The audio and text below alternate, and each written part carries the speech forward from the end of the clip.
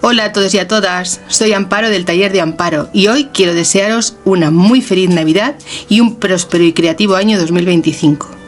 En este vídeo especial quiero felicitar la Navidad a todos mis seguidores, especialmente a mis queridas muñequeras. Y como siempre lo haré recordando las muñecas que he diseñado para los retos mensuales junto a sus ropitas y complementos y que he compartido con vosotras totalmente gratis en mis grupos de Facebook, el Taller de Amparo, donde hacemos muñecas soft y también estilo country, y también en mi grupo de Facebook, Taller de Amparo, Muñecas con Estilo, donde realizamos muñecas de tela y de trapo.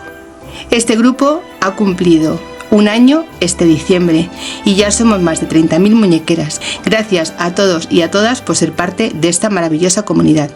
Gracias por la bonita acogida que habéis dado a las historias que cuento cuando presento mis muñecas, que sé que a todas os han agradado.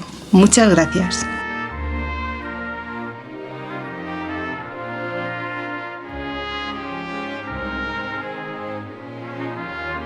Quiero agradecer a todos mis seguidores por vuestro apoyo constante y por formar parte de esta maravillosa familia.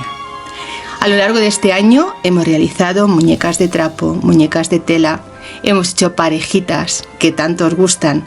También hemos disfrutado con los muñecos y las muñecas con la técnica soft.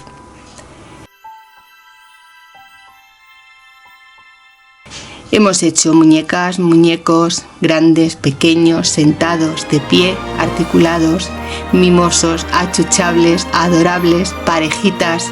Hemos aprendido a hacer ropitas, complementos, peinados, zapatos, pintamos caras. Hemos conseguido que la técnica soft nos deje de dar miedo y que nos aventuremos a realizar esos muñecos tan maravillosos como son estos pequeños que a los nenes tanto les gustan. Son blanditos y muy achuchables. Hemos disfrutado con cada reto, con cada muñeco, con cada zapatito.